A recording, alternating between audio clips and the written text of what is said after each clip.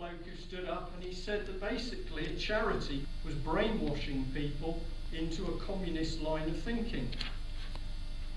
And the person you're talking to will look at you and then they'll probably say, no. And you say, well, yeah, that's what they talked about.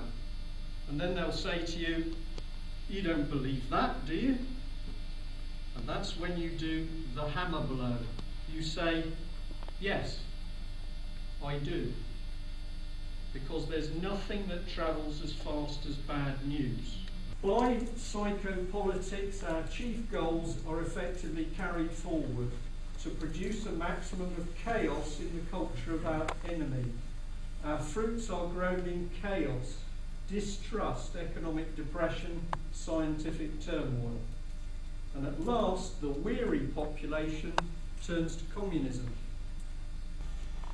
Now this is the key thing. Have you noticed that nothing works in this country anymore? It doesn't matter where you go.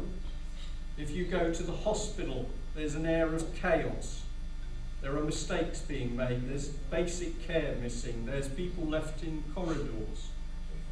There's disease in the hospitals. If you go into the schools, it's bullying, or the school is out of control. What would happen if you took a basic training and you mixed it in with Marxism and you put it in a charity and you started to inject it in society? Remember David Cameron? He happens to be married into the Astor family. And the Astor family just happened to be connected with Oswald Mosley. In fact, Lady Nancy Astor was probably a lover of von Ribbentrop. Do you know that? Yes. Well done, David. I think they gave him 2.4 million for his leadership campaign. Ted Heath, we know, was a traitor. We know that Ted Heath was intimately connected with the Nazi Party. Now, if I'm confusing you over Nazis and communists, it's very easy.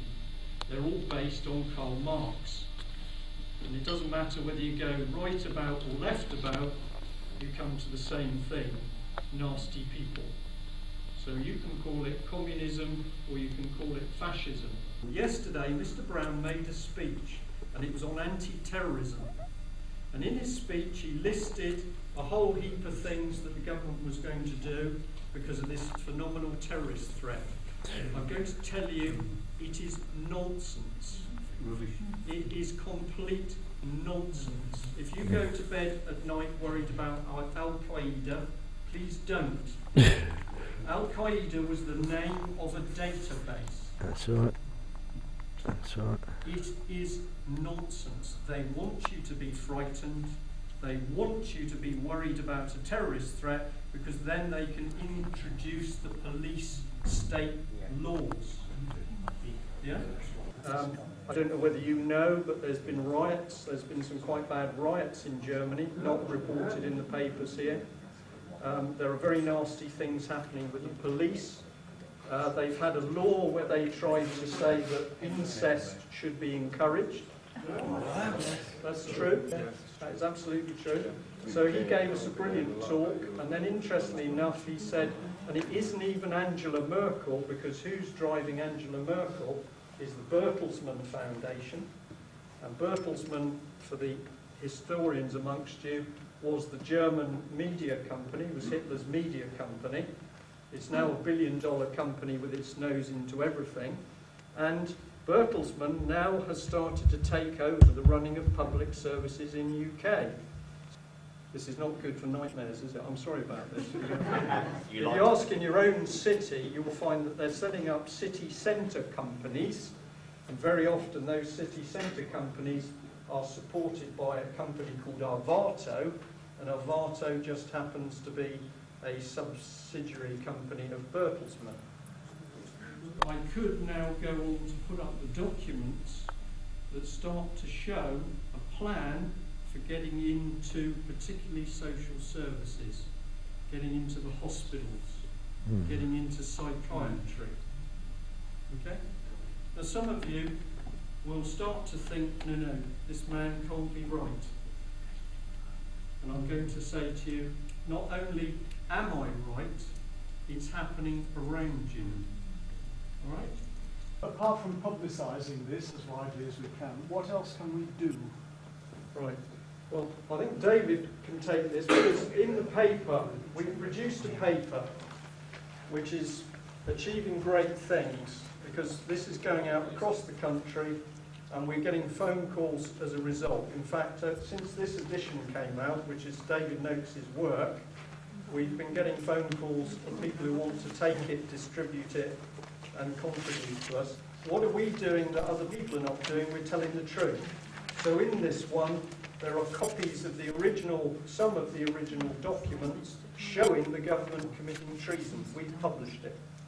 And David Noakes also, in another paper, which is at the back, did a tremendous article about children being taken away from their families. And we've had an enormous amount of calls about that.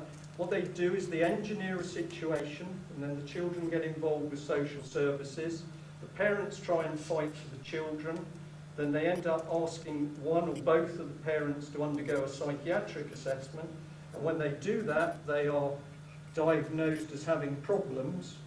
And then social services take the children away. We've had 10, 11 calls now from mainly ladies who will call us talking about their children being taken away across the country. And we know that a lot of those children go into very difficult circumstances. One lady sent me, or made me listen to a tape recording of her 2-year-old daughter screaming while the little girl was examined by social services. It's horrific what's going on under the surface. It's quite easy to understand this. If you've got society in balance, and when things are somebody commits a crime, there's a procedure, and you go to the police, and the police act, and then it goes to trial, and there's a judgment made, and society stays in balance. The trouble is that as you begin to put society out of balance, the fraud and the corruption and the cronyism grows, and that makes it more difficult for people who are law-abiding citizens to work. Now, the other thing that's happening, and the lady in the audience has been very kind, she's helped me out on this, is some people are being brainwashed. Political correctness is not a joke. Political correctness is a communist tool. If you control how people speak, you control how they think. Something I want to say to you, and they do it on the TV, and they say at the end of that famous programme, don't go home and have nightmares. Now, we have to deal in reality because we're all grown up. And this is very serious. I cannot stress how serious it is. All right? But if we go and do the right things, we are going to win. But the most important thing is you know what you're fighting, and then you know what you've got to do about it. Okay? So to not have nightmares, you've got to tell your brain we're going to do something about it, and what you're going to do is talk. Talk. It can be quite difficult. I'm going to stop. I'm happy to answer any questions, and I'm sorry to give you such a horrible subject.